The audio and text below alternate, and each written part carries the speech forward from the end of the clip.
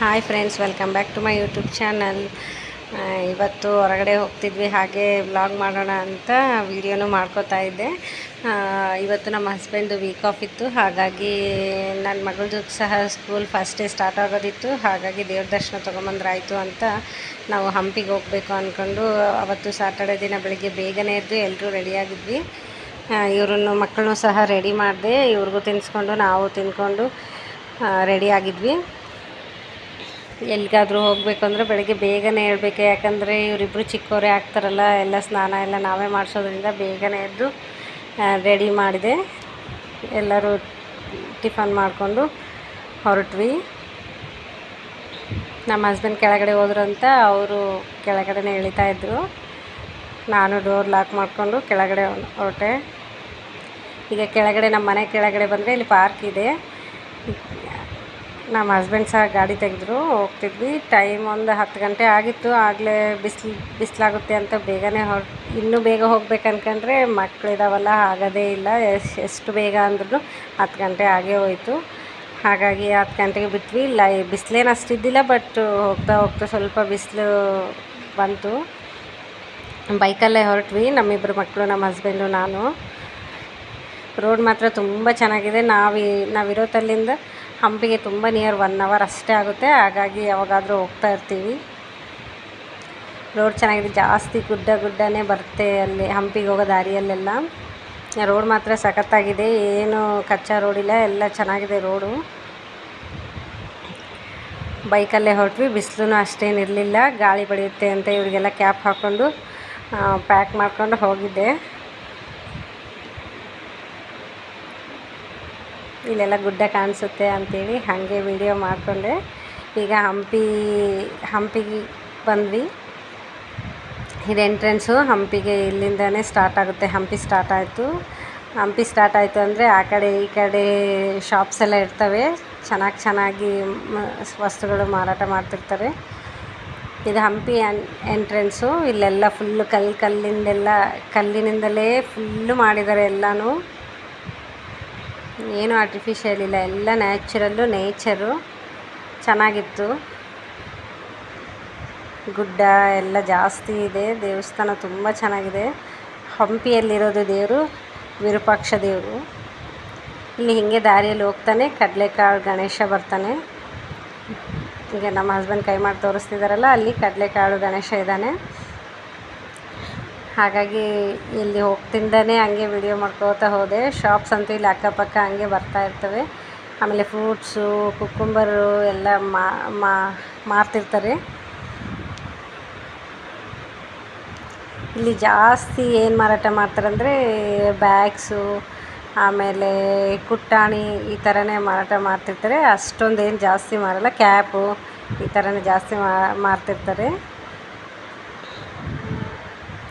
ಇಲ್ಲಿ ಸಹ ಜಾಸ್ತಿ ಫಾರಿನರ್ಸ್ ಬರ್ತಾರೆ. ಇಲ್ಲಿ ಯಾವಾಗಲೂ ಇರ್ತಾರೆ ಫಾರಿನರ್ಸ್, ಯಾವಾಗ ಹೋದ್ರೂ ಫಾರಿನರ್ಸ್ ಕಾಣ್ತಾರೆ. ಇಲ್ಲಿ ಹಂಪಿ ವಿರೂಪಾಕ್ಷ ದೇವ್ರದ್ದು ಗೋಪುರ ಮತ್ತು ಕಳಶ ಕಾಣ್ತಿದೆಯಲ್ಲ, ಅಲ್ಲೇ ಇದೆ. ನಾವಿನ್ನೂ ಹೋಗ್ತಾ ಇದ್ದೀವಿ. ಇಲ್ಲಿ ಕಾಣುತ್ತೆ ಅಲ್ಲ ಗೋಪುರ, ಅದು ಹಂಪಿಯಲ್ಲಿರೋ ವಿರೂಪಾಕ್ಷ ದೇವರ ಗೋಪುರ. ರೋಡ್ ಮಾತ್ರ ಚೆನ್ನಾಗಿದೆ. ಬೇಗನೆ ಬಂದ್ವಿ, 1 ಅವರ್ ಮುಂಚೆನೇ ಮುಟ್ಟಿದ್ವಿ.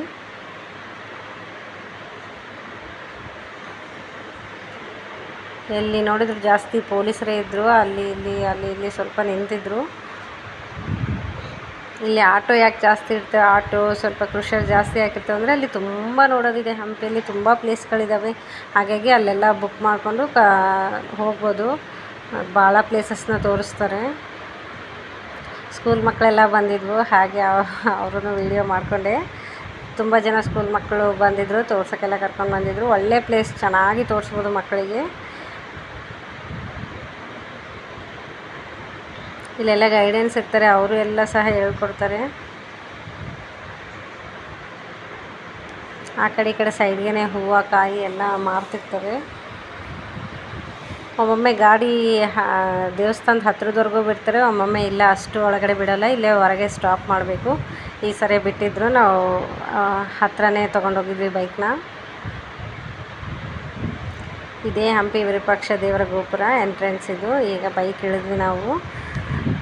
ಬೈಕ್ ಹಿಡಿದು ದೇವಸ್ಥಾನದೊಳಗೆ ಹೋಗ್ತಿದ್ದೀವಿ. ಇಲ್ಲೇ ಜಾಸ್ತಿ ಫೋಟೋ ತಗೋತಾರೆ, ಗೋಪುರ ಬರುತ್ತೆ ಫುಲ್ಲಾಗಿ ಅಂತೇಳಿ ಇಲ್ಲಿಂತೂ ಜಾಸ್ತಿ ಫೋಟೋ ತಗೋತಿರ್ತಾರೆ ಎಲ್ರೂ. ನಮ್ಮ ಹಸ್ಬೆಂಡ್ ಅವ್ರು ಚಿಕ್ಕವಳನ್ನ ಕರ್ಕೊಂಡು ಮುಂದೆ ಹೊರಟರು, ನಾನು ಇವಳನ್ನ ಹಿಡ್ಕೊಂಡು ಅವ್ರ ಹಿಂದೆನೇ ಹೊರಟೆ. ಒಬ್ಬರು ಅವ್ರ ಹತ್ರ ಇದ್ದರೆ ಒಬ್ಬಳು ನನ್ನ ಹತ್ರ ಇರ್ತಿದ್ಲು. ಇದು ದೇವಸ್ಥಾನದ ಎಂಟ್ರೆನ್ಸ್, ಒಳಗಡೆ ಹೊರಟ್ವಿ. ಇಲ್ಲಿ ಮಾತ್ರ ಗೋಪುರದೊಳಗಡೆ ತುಂಬ ತಣ್ಣಗಿರುತ್ತೆ, ಭಾಳ ತಣ್ಣಗಿರುತ್ತೆ. ಪ್ಲಾಸ್ಟಿಕ್ ಎಲ್ಲ ಹಲೋ ಇಲ್ಲ, ಪ್ಲಾಸ್ಟಿಕ್ ಬಾಟ್ಲು ಎಲ್ಲ ಹೊರಗಡೆ ಇಟ್ಟೋಗ್ಬೇಕಾಗಿತ್ತು, ಎಲ್ಲನೂ ಹೊರಗಡೆ ಇಡಿಸ್ಕೊಂಡ್ರು. ಪ್ಲಾಸ್ಟಿಕ್ ಬಾಟ್ಲು ಎಲ್ಲ ಹಲೋ ಮಾಡ್ತಾಯಿಲ್ಲ. ದರ್ಶನಕ್ಕೆಲ್ಲ ಚೀಟಿ ಎಲ್ಲ ಮಾಡಿಬಿಟ್ಟಿದ್ದಾರೆ ಈ ಸರಿ. ಯಾವಾಗಲೂ ಚೀಟಿ ಏನು ಇರ್ತಿದ್ದಿಲ್ಲ, ಈ ಸರಿ ಚೀಟಿ ಮಾಡಿದ್ದಾರೆ. ಸ್ಪೆಷಲ್ ದರ್ಶನ ಬೇರೆ ಮತ್ತು ಕ್ಯೂ ದರ್ಶನ ಬೇರೆ ಅಂತ ಮಾಡಿದ್ದಾರೆ.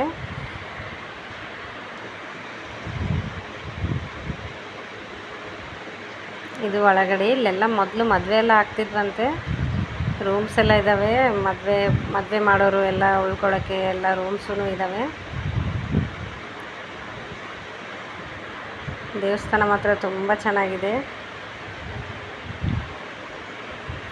ಇಲ್ಲಿ ಪಕ್ಕಕ್ಕೆ ಯಾವಾಗಲೂ ಒಂದು ಆನೆ ಇರ್ತಿತ್ತು, ಅದು ಲಕ್ಷ್ಮಿ ಅಂತ ಆನೆ ಇರ್ತಿತ್ತು. ಅದು ಇಲ್ಲ, ಈಗ ಏಜ್ ಆಗಿದೆ ಅಂತೆ, ಅದನ್ನು ಕಾಡಲ್ಲಿ ಬಿಟ್ಟು ಬಂದುಬಿಟ್ಟಿದ್ದಾರಂತೆ. ಇಲ್ಲ ಈಗ, ಅವಾಗ ದುಡ್ಡು ಕೊಟ್ಟರೆ ಅದು ಹಿಂಗೆ ಆಶೀರ್ವಾದ ಮಾಡ್ತಿತ್ತು, ಯಾವಾಗಲೂ ಹೋದಾಗೂ ಇರ್ತಿತ್ತು.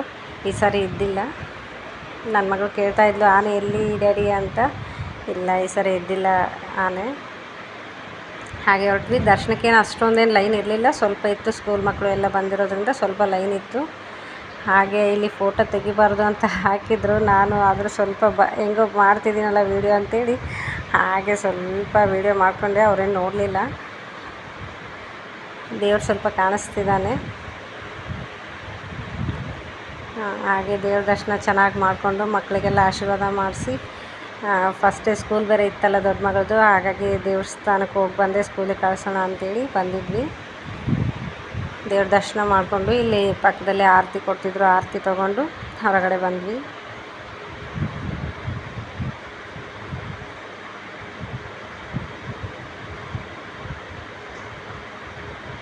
ಹೊರಗಡೆ ಬಂದ್ವಿ. ಇಲ್ಲಿ ತುಂಬ ಮಂಕಿ ಇರ್ತವೆ, ಕೈಯಲ್ಲಿ ಬಾಳೆಹಣ್ಣು ಕೊಬ್ಬರಿ ಏನಿದ್ರು ಕಸ್ಕೊಂಡ್ಬಿಡ್ತವೆ. ಬಟ್ ಏನೂ ಮಾಡಲ್ಲ, ಏನೂ ತೊಂದರೆ ಮಾಡಲ್ಲ ಪಾಪ. ತಿನ್ನೋಕ್ಕಿದ್ರೆ ಮಾತ್ರ ಕಸ್ಕೊಂಡು ಹೋಗ್ತವೆ, ಬಿಟ್ಟರೆ ಕಡಿಯೋದು ಚೂರೋದೆಲ್ಲ ಏನಿಲ್ಲ. ತುಂಬ ಒಳ್ಳೆಯ ಇರ್ತವೆ ಇಲ್ಲಿರೋ ಕೋತಿಗಳು, ಜಾಸ್ತಿನೇ ಇರ್ತವೆ. ಇಲ್ಲೆಲ್ಲ ಓಡಾಡ್ತಿರ್ತವೆ, ನಮ್ಮ ಥರ ಮನುಷ್ಯರ ಥರ ಅವು ಸಹ ಓಡಾಡ್ತಾನೆ ಇರ್ತವೆ ಇಲ್ಲಿ. ಆಮೇಲೆ ಹೊರಗಡೆ ಬಂದ್ವಿ. ಇಲ್ಲಿ ಪ್ರತಿ ಸರಿ ಬಂದಾಗ ಇಲ್ಲಿ ಕುಂತು ನಾವು ಫೋಟೋ ಸೆಲ್ಫಿ ತೊಗೊಂಡೇ ಹೋಗ್ತಿದ್ವಿ. ಹಾಗಾಗಿ ನಮ್ಮ ಹಸ್ಬೆಂಡ್ ಸೀದಾ ಹೋಗಿ ಅಲ್ಲೇ ಕುತ್ಕೊಂಡ್ರು. ಅಲ್ಲಿ ಮತ್ತೆ ಒಂದು ಫೋಟೋ ತೆಗೆದುಕೊಂಡು ಮತ್ತೆ ಹೊರಗಡೆ ಹೊರಟ್ವಿ.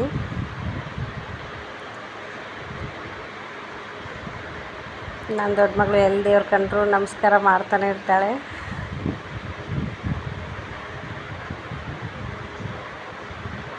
ಹಾಗೆ ಹೊರಗಡೆ ಹೊರಟ್ವಿ.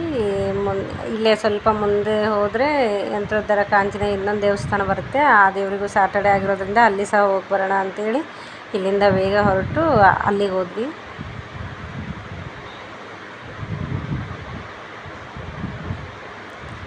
ದೇವಸ್ಥಾನದ ಒಳಗಡೆಯಿಂದ ಹಂಪಿ ಗೋಪುರ, ವಿರೂಪಾಕ್ಷ ದೇವ್ರ ಗೋಪುರ ಹೇಗೆ ಕಾಣುತ್ತೆ ನೋಡಿ.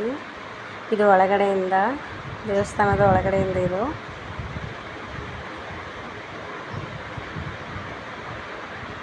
ಈ ಹಂಪಿ ವಿರೂಪಾಕ್ಷಗ ಎದುರು ಬಸವಣ್ಣ ಅಂತ ಕುರುಗೋಡು ಇದೆಯಲ್ಲ, ಅದು ಕುರುಗೋಡು ಬಸವಣ್ಣನೇ ಹಂಪಿ ವಿರೂಪಾಕ್ಷಪ್ಪಗೆ ಎದುರು ಬಸವಣ್ಣ ಅಂತೆ. ಇದು ನದಿ, ಇದು ತುಂಗಭದ್ರಾ ನದಿ. ಇದು ಮಂತ್ರಾಲಯದವರೆಗೂ ಹೋಗಿದೆ ಅಂತೆ ಇದು ನದಿ. ಇದು ಯಂತ್ರೋದ್ಧಾರ ಕಾಂಚನೆಗೆ ಹೋಗಬೇಕಾದ್ರೆ ಬೈಕ್ ಸ್ವಲ್ಪ ದೂರನೇ ಬಿಟ್ಟು ನಡ್ಕೊತಾ ಹೋಗಬೇಕು. ವೆಹಿಕಲ್ ಪೂರ ಒಳಗಡೆ ಎಲ್ಲ ಹೋಗೋದಿಲ್ಲ, ಹಾಗೆ ನಡ್ಕೊತಾ ಹೊಂಟ್ವಿ.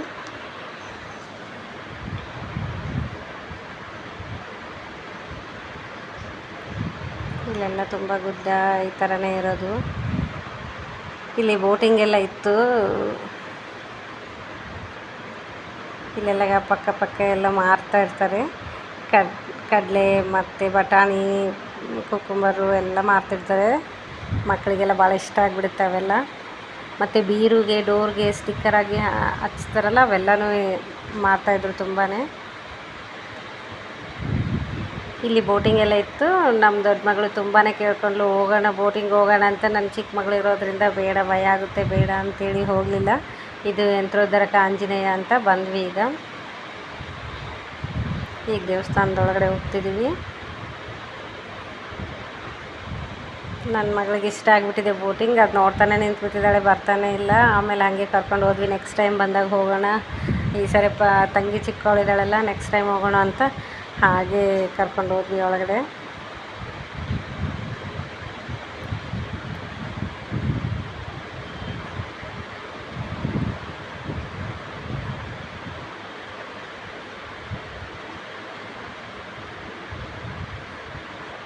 ನಡೀತಾ ವೀಡಿಯೋ ಮಾಡಿರೋದ್ರಿಂದ ಸ್ವಲ್ಪ ವೀಡಿಯೋ ಎಲ್ಲ ಶೇಕ್ ಆಗಿದೆ. ಫೋನ್ ಶೇಕ್ ಆಗಿ ವೀಡಿಯೋನೂ ಶೇಕ್ ಆಗಿ ಬಂದಿದೆ.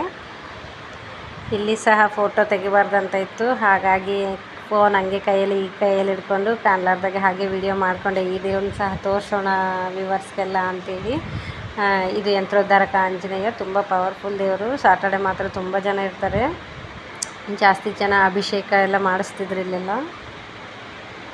ಹಾಗಾಗಿ ಸ್ವಲ್ಪ ದೇವರನ್ನು ಸಹ ಹಾಗೆ ವಿಡಿಯೋ ಮಾಡಿಕೊಂಡೆ. ಹಾಗೆ ಇಲ್ಲಿ ತೀರ್ಥ ತಗೊಂಡು ಮತ್ತೆ ಸ್ವಲ್ಪ ಹೊತ್ತು ಅಲ್ಲಿ ಕೆಳಗಡೆ ಕೂತ್ಕೊಂಡು, ದೇವರಲ್ಲಿ ಕೆಳಗಡೆ ಕೂತ್ಕೊಂಡು ಮತ್ತೆ ಹೊರಗಡೆ ಬಂದ್ವಿ.